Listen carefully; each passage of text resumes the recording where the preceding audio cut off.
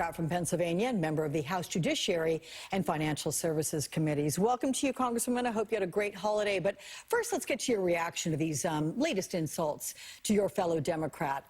We know Kevin McCarthy is not going to do a thing about it. So can Congress ever regulate the behavior of its members? Or is it ultimately up to the voters? I mean, they can do it, certainly. And what happens, I'm just curious, when you cross paths with someone like a Lauren Boebert in the halls of Congress or a Marjorie Taylor Greene? Well, I'm pleased to be with you this Thanksgiving season, so I hope you celebrated well with your family.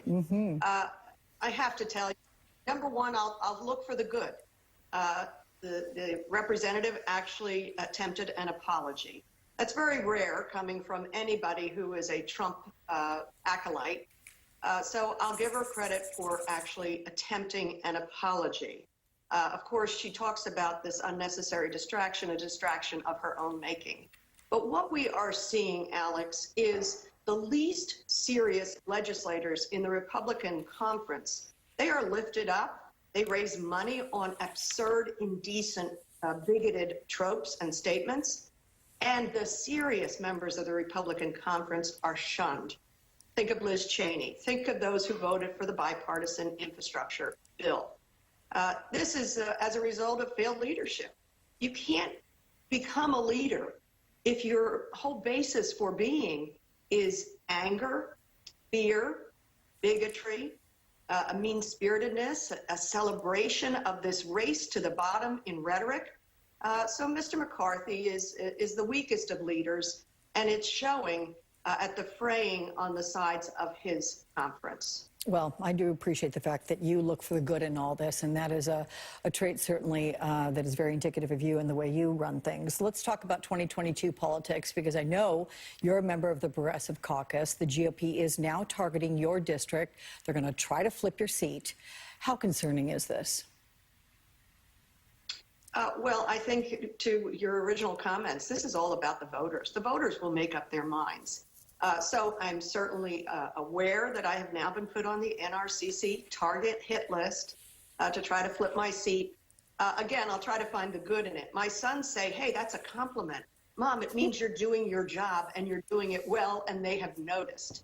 On the other side, I know what it means also. It means a more expensive race.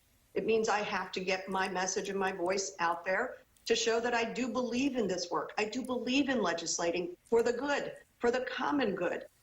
So I'll take it as a compliment, as my sons say, but I'll also be very serious, as I would be anyway, in this next re-election cycle. Yeah. We have to bring more people to Congress in these seats. We have to reject the kind of Republican, what we're seeing on the Republican side, which is a party just simply not interested in governing. They're out of ideas. So I'll just work on what we've already done with the infrastructure bill, the American Rescue Plan, and I hope the Senate approved and voted for Build Back Better plan, because all of that is an investment in my communities and in the future of my children, our grandchildren, all of our children, as well as the planet. So I want to pick up on that. With regard to the polls, they're still not favorable for Democrats, but look at the support for Build Back Better. You have almost half of all voters. They're behind it. You've got 13% who aren't yet decided. But do you think that infrastructure and Build Back Better can definitely help you and other Democrats in general to keep their districts? Because thus far, there doesn't seem to be a vast comprehension of what are in these bills. I think you're right, and that is incumbent upon us to make sure we keep getting the message out there. So in the infrastructure bill, I can tell you this is passed, signed into law by the president. This is long overdue investment in our roads, our bridges, our ports, our airports, mass transit, passenger rail, clean water. These are extraordinarily overdue and important investments in our infrastructure. And what I believe will happen is, as these investments hit the ground, as the shovels go into the ground, and we move these along well and quickly, people will see the difference in their lives. We are a market economy that is moving goods and services. We see the crunch right now because our infrastructure isn't 21st century and beyond. So these investments, I think, will move the poll numbers dramatically. Well, the timing of when that happens, though, is key. And I know that you held a town hall Tuesday. You're trying to sell the Build Back Better Act, and inflation is one of the issues that kept coming up. The October price index is the highest it has been in 30 years. People are paying more for everything.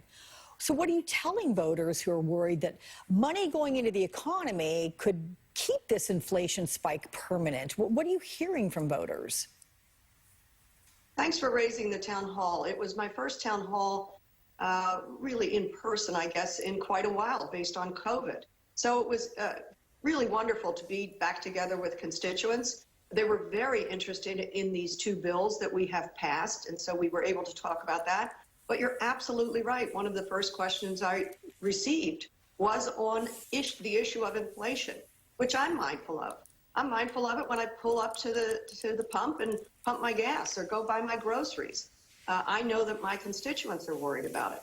But what I also know, as a member of the Financial Services Committee and as somebody who's really watching this as closely as I possibly can, is that serious economists say these two bills are not inflationary, that in fact they could be anti-inflationary, because on the one hand, the one bill is completely paid for.